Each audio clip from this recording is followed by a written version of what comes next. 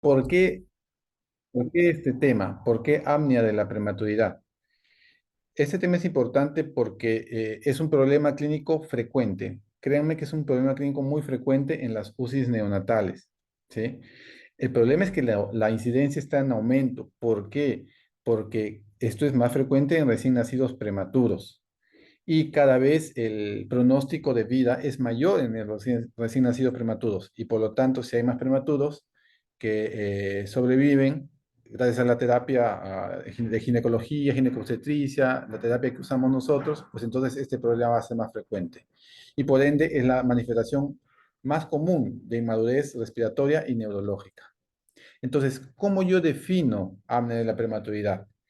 Formalmente se define como el cese repentino de la respiración por 20 segundos, pero si es menos y se acompaña con hipoxia y bradicardia, también lo llamo apnea de la prematuridad. Y obviamente de la prematuridad, o sea, en menores de 37 semanas. Esa es la definición formal. Sin embargo, más allá de esta definición, lo que en realidad como concepto define la apnea son las consecuencias que resultan de ella.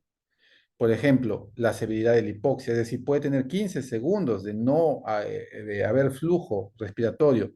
Sin embargo, si esta causa hipoxia severa y un grado de bradicardia, determinado grado de bradicardia, esto va a asociarse a mayor mortalidad y morbilidad. Entonces ya lo puedo catalogar como una apnea neonatal. Recuerden que esto hay un elevado riesgo de desarrollar daño neurocognitivo. Es por esto que el tema de apnea de la prematuridad es tan importante. Entonces, aspectos históricos. Acá brevemente hay lo que conocemos como una era presurfactante y una era postsurfactante. El surfactante, se está grabando, dice acá, el surfactante ha cambiado definitivamente todo el pronóstico de los bebés prematuros. Anteriormente no se conocía esto, y el tiempo de ventilación mecánica, el uso de oxigenoterapia. Anteriormente, ver a los bebés rosaditos usando oxígeno 100% era lo ideal, ¿no? Un bebé rosadito. Luego descubrimos que el oxígeno hace daño. Luego el surfactante, los corticoides prenatales. Entonces, inicialmente los bebés prematuros presentaban bastantes episodios de cianosis, de hipoxia, y muy frecuentemente. Poco a poco fue apareciendo otros tratamientos como el CPAP, las metilsantinas, y esto mejoró el pronóstico y disminuyó las apneas neonatales. Pero estos descubrimientos fueron paulatinos. Si nos preguntamos cuál es la incidencia de la apnea neonatal, la incidencia de la apnea neonatal es muy variable, pero hay una característica en común, que es que se presenta, es inversamente proporcional a la edad gestacional. ¿Cómo así, doctor? Si tiene menor edad gestacional, hay más probabilidades, hay mayor prevalencia de apnea neonatal. Y prácticamente, y eso está en todos los libros, en pacientes menores de 28 semanas, la totalidad de ellos, el 100% de ellos, presenta apnea neonatal. ¿Por qué es importante saber esto? Porque, por ejemplo, si yo tengo algún tratamiento que disminuye el riesgo de apnea neonatal, ¿en qué grupo lo usaría de manera profiláctica? Es decir, nace el bebé y digo, va a desarrollar un montón de apneas, mejor le pongo. Obviamente en el de 28 semanas, ¿sí? Menores de 28 semanas tengo que colocar este medicamento si lo hubiera. Doctor, y en aquellos que tienen 34, 35 semanas, también son prematuros, pueden desarrollar apnea, ¿no? Sí, pero en ellos es el riesgo muy bajo. Entonces, conociendo la incidencia, yo puedo valorar el tratamiento. Apnea central. Yo tengo que clasificar el apnea. El apnea la puedo clasificar uno como apnea primaria, apnea secundaria. El apnea de la prematuridad es una apnea primaria, producto de la prematuridad. Por eso es apnea de la prematuridad. Pero puede haber apnea secundaria, que ya es debido a otras cosas, no necesariamente la prematuridad. El apnea de la prematuridad yo la clasifico como en tres maneras. Apnea central, apnea obstructiva y apnea mixta. A ver, un momentito, chicos.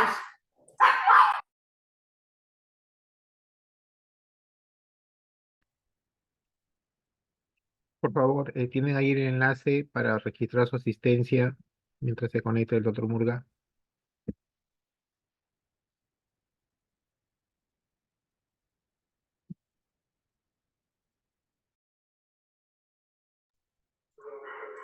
Ok, entonces lo puedo clasificar como apnea central, apnea obstructiva y apnea mixta. El apnea central, acá tengo la representación del electrocardiograma, que mide la frecuencia cardíaca. ¿Ok? Acá tengo la representación del flujo a través de las vías aéreas superiores. Acá el movimiento torácico y el movimiento abdominal, que implica ambos uso de musculatura. En el apnea central, bruscamente el flujo cesa y no hay movimientos respiratorios. Se produce el apnea central, como obviamente puede haber bradicardia. El apnea obstructiva, miren, acá el flujo cesa, o más o menos cesa prácticamente, no hay movimiento de aire, pero el bebé está tratando de hacer movimientos de la musculatura, trata de ingresar aire, pero no lo logra. Y obviamente también cuando se combinan estos dos, ocurre la apnea mixta.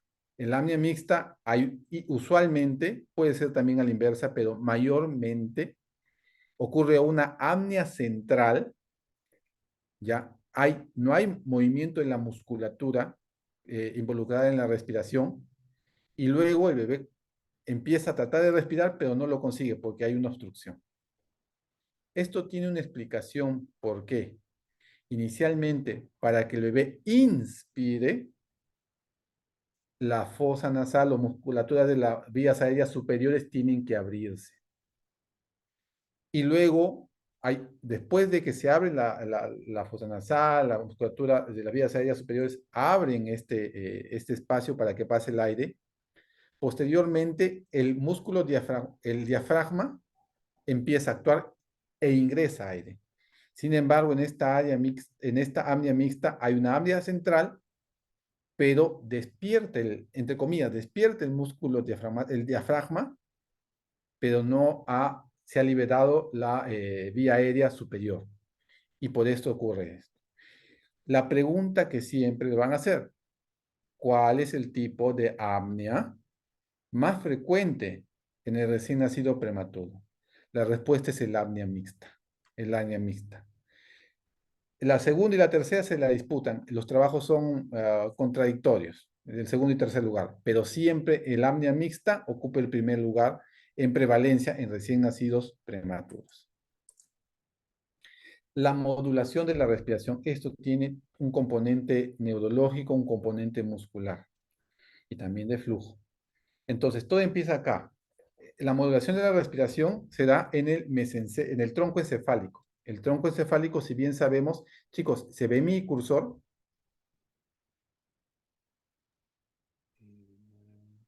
¿Se ve mi cursor? Sí, perfecto, perfecto. El tronco encefálico tiene varias partes, el mesencéfalo, la protuberancia, y esta es la que más me interesa, la médula oblonga o bulbo raquídeo. En esta médula oblonga hay varios grupos respiratorios. El grupo respiratorio pontino, el grupo respiratorio dorsal, la columna respiratoria ventral. Estos grupos crean redes neuronales, dentro de las cuales en la médula oblonga hay áreas. El área pre-Bossinger. Esta área pre-Bossinger, lo menciona en todos los textos, contiene interneuronas que generan el ritmo inspiratorio. Pero si hay un pre-Bossinger, hay un área Bossinger. Estas interneuronas inhiben la expiración. También hay otro núcleo retrotrapezoideo, el grupo parafacial respiratorio. Esto origina un ritmo expiratorio en la expiración, en exhalar, en botar aire. Pero la expiración es pasiva. Sí, pero existen ocasiones, por ejemplo, la tos o cuando quieren botar forzadamente aire, que se activa este grupo respiratorio. También existen acá, en esta parte, en el bulbo raquídeo, quimiorreceptores centrales. Acá hay algo interesante. Y estos quimiorreceptores responden a cambios de pH y CO2. Cuando hay hipoxia, Normalmente los quimiorreceptores se vuelven más sensibles en el adulto o en un recién nacido a término, se vuelven más sensibles al CO2 y empiezan a estimular la respiración. Pero en el recién nacido prematuro, en el pretérmino, la hipoxia genera que se desensibilicen al CO2. Entonces, hay hipoxia y se deprime un poco más y los quimiorreceptores centrales no funcionan muy bien. Los quimiorreceptores periféricos ubicados en el callado de la carótida, la bifurcación de la carótida, son sensibles a episodios de hipoxia, no a CO2 como los centrales, sino a O2, ¿ok? Pero lamentablemente estos quimiorreceptores como que están un poco atenuados, no cumplen tanta función, tan buena función como en la término y en adultos. Entonces, existe una serie de neurotransmisores, ¿ok? Que originan, estos neurotransmisores también tienen estas áreas de Bossinger, donde se genera el ritmo inspiratorio, se desencadena un potencial de acción que involucra ingreso de iones de calcio, sodio, hay una bomba electrógena. Estos originados por estimuladores, dentro de ellos la GABA, la acetilcolina. Ojo con la acetilcolina, que vamos a ver posteriormente que es muy importante. Toda esta liberación de neurotransmisores inicia la respiración. Aparte de esta modulación neurológica, también recuerden que la musculatura de los recién nacidos prematuros es fácilmente agotable. Y mientras más prematuros, más fácilmente agotables es esta musculatura. Entonces, ¿qué factores están implicados en el apnea neonatal de la prematuridad? Quedamos que en los mecanismos centrales hay una disminución de la quimiosensibilidad central, sobre todo en hipoxia. Acá hay una depresión por hipoxia. Hay una sobreregulación en neurotransmisores inhibitorios. Y hay un retraso del desarrollo del sistema nervioso central. Y en la parte de las vías reflejas periféricas hay una disminución de la actividad del cuerpo carotidio. ¿Ok? El quimiorreflejo laríngeo está disminuido. Y estos bebés, por ejemplo, yo quiero aspirar con la sonda orogástrica o con la sonda de aspiración, quiero aspirar un poco de secreción, puedo desencadenar mediante una respuesta vagal excesiva y ocasionar bradicardia en estos bebés. Entonces, son todos estos factores que aumentan el riesgo de apnea en estos bebés. ¿Cuál es el diagnóstico? Acá hay un gran problema, chicos. Se han hecho trabajos y obviamente paso por evaluar a mi bebé, veo que deja de respirar, no hay flujo y lo veo en el monitor y puede esperar 15 segundos hasta que desature, ¿no? Y el tratamiento lo estimulo, ¿ok? En ese momento. Pero clínicamente tendría que estar una enfermera mirando 24 horas al día, el médico mirando 24 horas al día. Hay trabajos en los cuales el método clínico se diagnostica solamente hasta menos del 50% de los casos de apnea. Por eso es que ustedes cuando ingresan a la UCI o a una unidad de cuidados intermedios con prematuros, van a ver que estos están monitorizados a través de monitores que miden. Hay monitores que miden frecuencia cardíaca y oxigenación. Hay otros monitores que miden impedancia torácica, es decir, los cambios eléctricos generados durante la contracción de la musculatura respiratoria. Entonces ven si el tórax se está moviendo y si no encuentran detección de la musculatura, del movimiento de la musculatura torácica, empiezan a sonar las alarmas. Si el monitor detecta bradicardia, empiezan a sonar las alarmas o de saturación, empiezan a sonar las alarmas. Y hay la electromiografía transcutánea, que es un poquito más sensible que la impedancia torácica, pero que no está, al menos en nuestro servicio, no se usa de rutina y no tenemos los equipos de momento.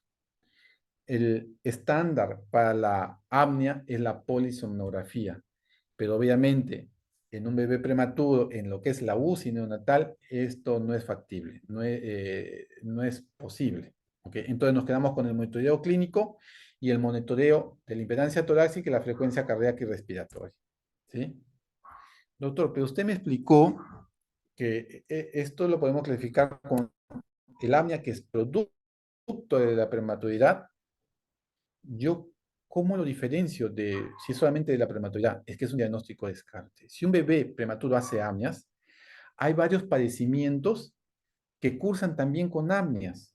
Obviamente el prematuro es más propenso.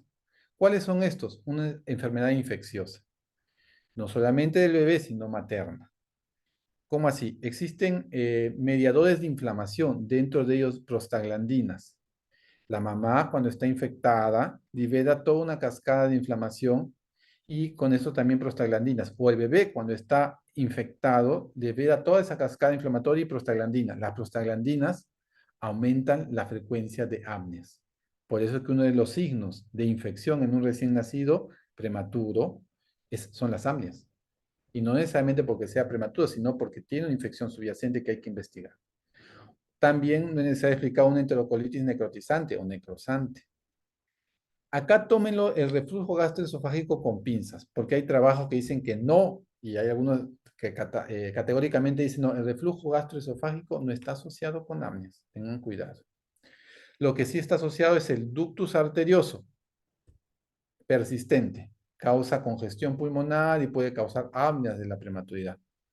También alteraciones del sistema nervioso central. Recuerden, creo que todavía no han hecho lo que es hemorragia intraventricular. Usualmente son asintomáticas, pero hay algunas pocas que pueden ser sintomáticas, ¿ok? Trastornos metabólicos, por ejemplo, la hipoglicemia, la hipocalcemia, la hipomagnesemia, son trastornos que pueden ocasionar apneas neonatales. Y obviamente, si la mamá tomó fármacos, o por ejemplo, la cesárea anestesia general, puede causar apneas en el bebé.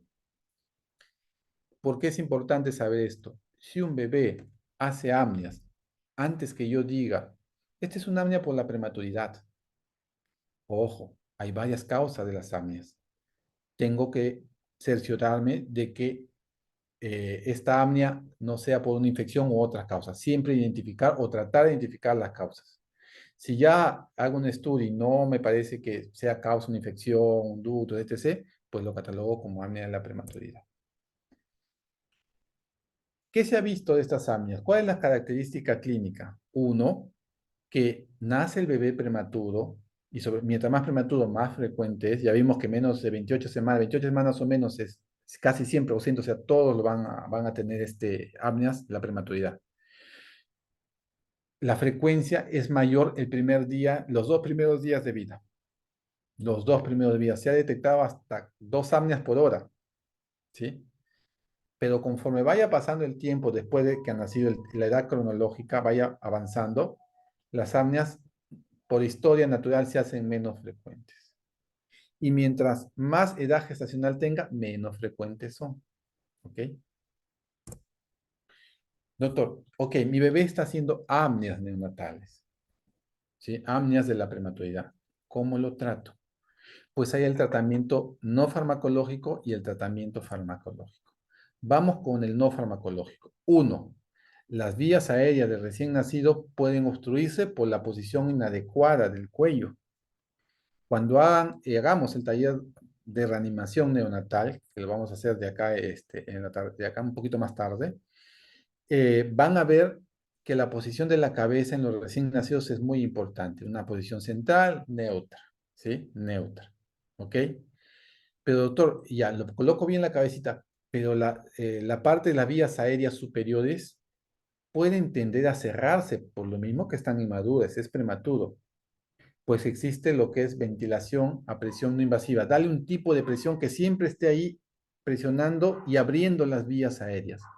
Esto puede ser CPAP. Inicialmente fue CPAP. Esto origina que las vías aéreas no colapsen. Pero el CPAP es presión positiva, acá está, acá falta de esa bonito la cabeza, presión positiva que está continuamente, en la inspiración y expiración. Pero si esta presión continua yo le pongo otra presión, es decir, está con una presión, se ve mi camarita, no, ahí, está con una presión, y hago que, como si lo bolseara, lo bolseo. Eso es ventilación a presión positiva intermitente, que es CPAP más un pequeño bolseíto que le doy. entre comillas. Pues esto disminuye el, este, las apnias. Entonces, ¿para qué tipo de apnea funcionaría mejor la ventilación no invasiva? ¿Alguna opinión? ¿Alguna pregunta? ¿Para la obstructiva? Claro, la obstructiva. La obstructiva, ¿sí? La obstructiva funcionaría un poco mejor este tipo de CPAP. Doctor, pero ¿y el farmacológico? Genial. Esto inicialmente dijeron, pero si está inmaduro, estimulémosle. Estimulemos al bebé. Acá aparecieron las metilsantinas. Las metilsantinas. Con mi grupo ya vieron que usamos una metilsantina. ¿Cuál era, chicos? En el bebé que vimos, que les expliqué, a las dos primeras doctoras que fueron, ¿se acuerdan? Cafeína. Cafeína. La minofilina y la teofilina todavía existe y todavía se usa, pero actualmente se prefiere la cafeína por tener menos efectos adversos, ¿sí? Menos efectos adversos. Y esta, ¿recuerdan que les mencioné que uno de los transmisores era la adenosina? Pues estos receptores actúan, la adenosina inhibe la respiración, inhibe el estímulo inspiratorio. Entonces yo tengo que inhibir este inhibidor. ¿Y qué le doy? Cafeína. La cafeína actúa sobre los receptores de adenosina, la subunidad A1 y A2A. No es necesario que la sepan, pero tienen que saber que existe. Estos receptores de adenosina le inhibe y estimula la respiración. ¿Ok? ¿Qué hace? Inhibe la fosfodiesterasa y incrementa el AMP cíclico. Activa canales de potasio, inhibe canales de calcio, bloquea la liberación de neurotransmisores que inhiben la respiración y por lo tanto mejora la quimiosensibilidad al CO2 y la contractibilidad diafragmática y causa inonotropismo y cronotropismo positivo. Entonces es así como actúa la cafeína. Actúa a nivel central. Entonces, ¿para qué tipo de apnea sería mejor la cafeína?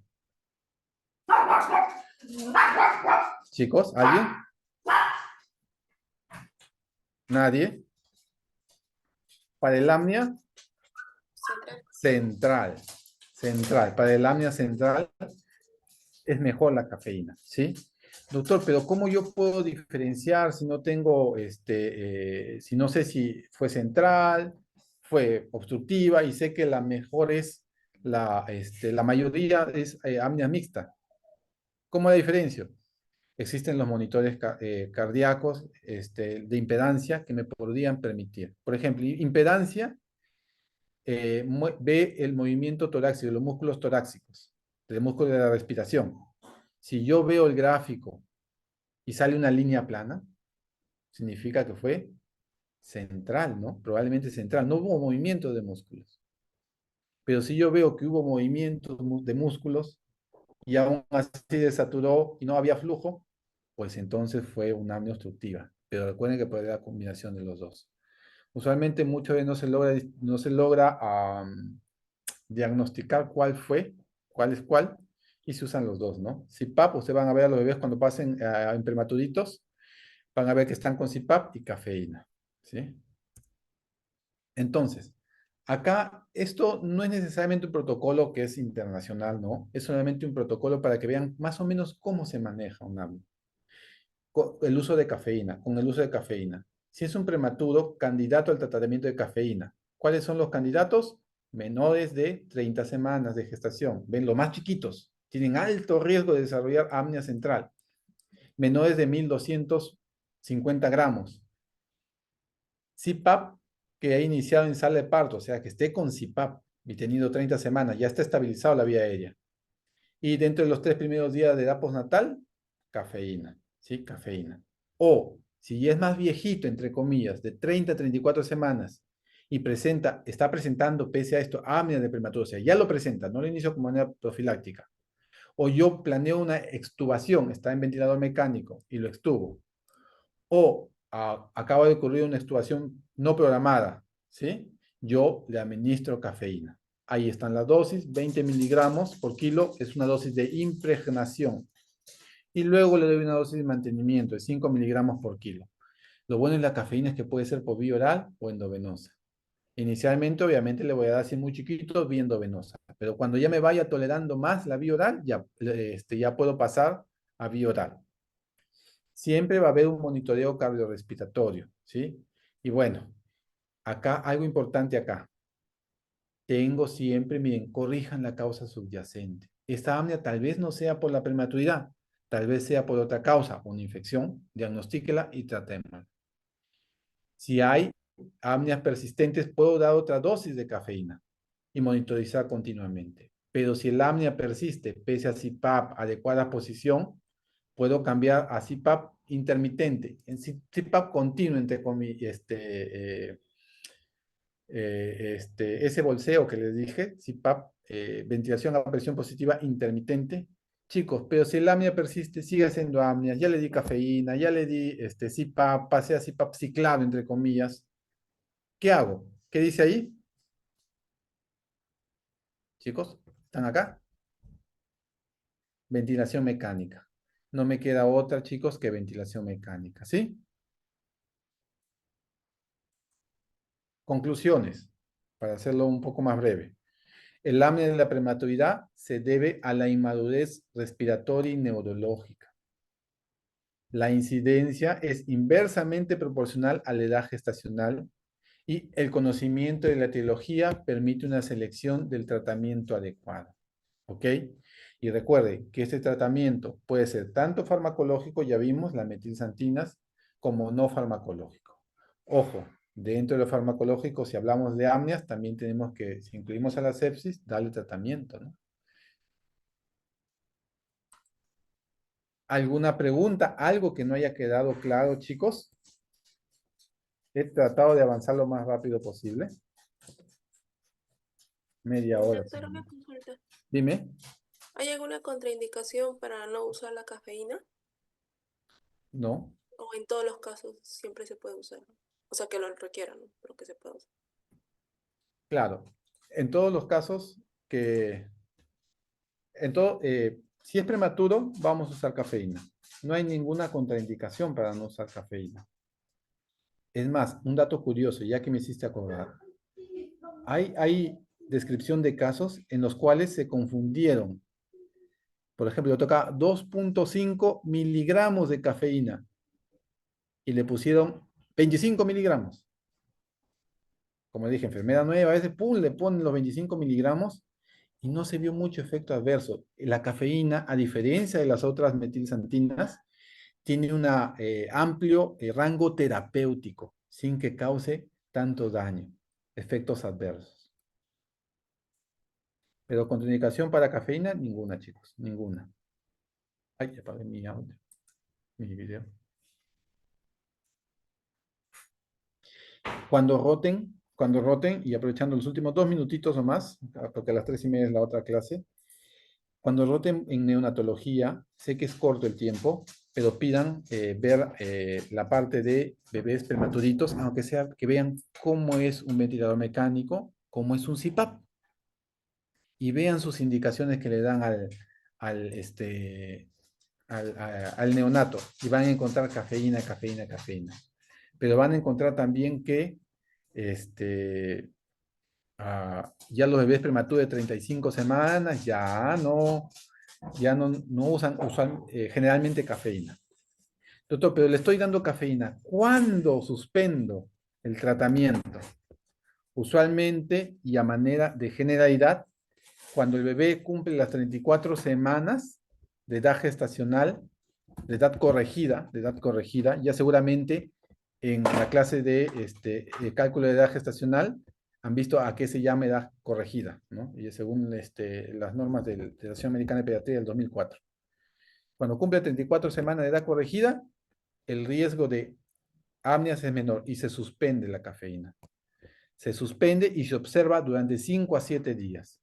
Si durante 5 a 7 días sin cafeína, porque ese es el tiempo de vida media, sin cafeína, no ha presentado apneas, el riesgo de presentar apneas es muy bajo. Pero hay una excepción. En los bebés prematuros extremos, un bebé que me nazca de 26 semanas, ellos probablemente usen cafeína más tarde, 37, 38 semanas de edad corregida. ¿Quedó claro? ¿Alguna pregunta, chicos? Doctor, sí, buenas tardes. Buenas Usted tardes. mencionó que la acetilcolina era importante y que lo iba a mencionar después. ¿A Y qué? no lo mencionó. Usted mencionó en la clase al inicio que la acetilcolina era importante, pero no mencionó por qué. Adenosina, perdón, adenosina, que es la que Ah, ya. acá es la cafeína. Ah, Perdón, ya era la ha adenosina. Ok, habido, listo. exacto, ha habido un lapsus. Un lapsus. Recuerden, la cafeína es muy importante, es lo que se usa actualmente, obviamente es costosa. En otros lugares ustedes van a encontrar que usan aminofilina, pero actualmente, a menos en el servicio en Almenara, van a usar cafeína usamos. ¿Eh? Bien, doctores, gracias nuevamente. Las disculpas del caso, hubo un error en la planificación, empezamos unos 20 minutos más tarde, pero se logró hacer la clase. Entonces, ya saben, cualquier duda, tienen mi número y me escriben para algunas preguntas. Un gusto, chicos. Cuídense. Hasta luego.